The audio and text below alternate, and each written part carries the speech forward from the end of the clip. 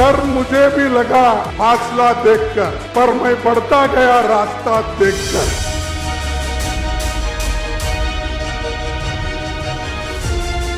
गांधी जी ने मुझे सिखाया है कि अगर जीना है तो डरे बिना जीना है, नहीं तो जीना नहीं है।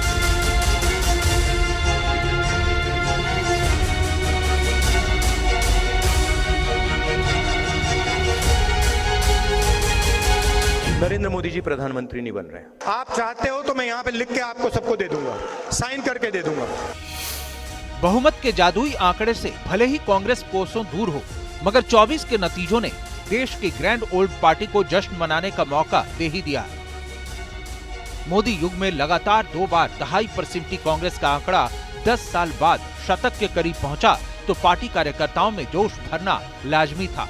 इसको बचाने का काम हिंदुस्तान के सबसे गरीब लोगों ने किया है, सबसे गरीब लोगों ने किया है, मजदूरों ने किया है, किसानों ने किया है, दलितों ने किया है, आदिवासियों ने किया है, पिछड़ों ने किया है। इन लोगों ने इस कॉन्स्टिट्यूशन को बचाया है। यूं तो इंडिया गठबंधन ने 24 का चेहरा नहीं दिया था, मगर कांग्रेस का पूरा कैंपेन और स्ट्रेटेजी राहुल गांधी के इर्द गिर्द ही घूमती रही और सामने पीएम मोदी जैसा धाकड़ अजय योद्धा था। ब्रांड मोदी से मुकाबला करना राहुल गांधी के लिए किसी अग्नि परीक्षा से कम नहीं था। राहुल गांधी ने इस चुनौती के लिए कठिन परिश्रम और कड़ी तैयारी की। राहुल को कभी बारिश में भीगना पड़ा, कभी भीषण गर्मी में खुद को तपाना पड़ा और कभी बर्फबारी के बीच सियासी तपिश को बनाए रखना पड़ा। 24 के महासंग्राम में राहुल गांधी ने चुनावी कैंपेन को धार दी, जमीनी मुद्दों की तगड़ी फील्डिंग सजाई। कांग्रेस के घोषणा पत्र के खिलाफ जब बीजेपी ने हमले शुरू किए तो राहुल गांधी के सामने पब्लिक के बीच अपने वादों की रेल दौड़ाने की चुनौती थी और 2019 में न्याय स्कीम के नाकाम दांव को नए सिरे से उठाने की चुनौती थी। इसलिए राहुल ने हिंदी पट्टी में मुद्दों को उठाने के लिए ऐसे रूपक चुने जो 24 के चुनाव में चर्चित बोल बन गए। जुलाई में 1 तारीख सुबह हिंदुस्तान के करोड़ों गरीब लोग अपना बैंक अकाउंट देखेंगे और जादू से 8,500 रुपए उस महीने के अंदर महिलाओं के बैंक अकाउंट में, भाइयों और बहनों, जुलाई में देखेंगे 8,500 रुपए, अगस्त में 8,500, सितंबर, अक्टूबर, नवंबर, दिसंबर, खटाखट खटाखट खटाखट खटाखट 8,500। हिंदुस्तान का एक युवा देश के लिए शहीद होने के लिए तैयार है तो उसको वही रिस्पेक्ट मिलनी चाहिए जो दूसरे युवाओं को मिलती है। हमें 2 तरीके के शहीद नहीं चाहिए, हमें 2 तरीके के जवान नहीं चाहिए। इंडिया की सरकार आएगी और हमारा पहला काम, महालक्ष्मी योजना से पहले, पहली नौकरी पक्की से पहले, किसान कर्जा माफी से पहले, पहला काम होगा कि हम अग्निवीर योजना को फाड़ कर कूड़ेदान में फेंक देंगे। रिजर्वेशन को छीनने की बात छोड़िए, हम रिजर्वेशन को 50% से आगे बढ़ाने वाले हैं। इनको जो करना है कर लें। ये जो 50% का लिमिट लगा रखा है, कोर्ट ने लिमिट लगा रखा है, इस लिमिट को हम हटा देंगे, परे कर देंगे। कहते हैं चुनाव में जितना अहम होता है वोटों का गणित, उससे कहीं ज्यादा अहम हो जाती है वोटर्स को साधे रखने के लिए जरूरी केमिस्ट्री। 80 सीटों वाले यूपी में कांग्रेस की ये केमिस्ट्री वाकई काम कर गई। जिस यूपी में कांग्रेस से 2019 में अमेठी तक छिन गया था, वो वापस आया इस जोड़ी की जुगलबंदी से। इंडिया गठबंधन के लिए कांग्रेस ने सीटों की कुर्बानी दी थी। 17 सीटों पर कांग्रेस और 63 सीटों पर समाजवादी पार्टी ने अपने अपने प्रत्याशी उतारे। पहले चरण तक राहुल और अखिलेश की संयुक्त रैली का रोड मैप नहीं बन पाया था, मगर अमरोहा में कांग्रेस के दानिश अली के साथ राहुल और अखिलेश पहली बार एक साथ क्या उतरे। फिर तो 2 लड़कों की इस जोड़ी ने टॉप गियर लगा दिया। अखिलेश ने राहुल के प्रत्याशी के लिए ताकत झोंकी, अपने कैडर का टोन सेट किया।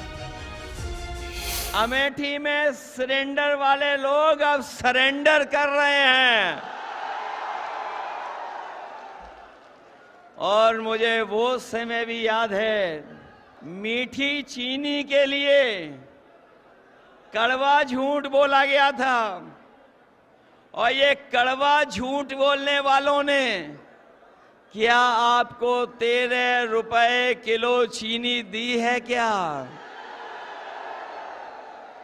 और इस बार अमेठी वाले कह रहे हैं कि जिन्होंने 13 रुपए किलो में चीनी नहीं दी है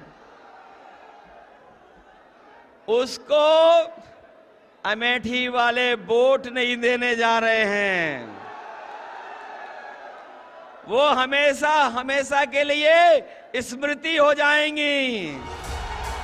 पूरे यूपी में राहुल और अखिलेश ने 12 से ज्यादा रैली की और कैडर में तालमेल के लिए दो लड़कों की जोड़ी ने ताकत दिखाई।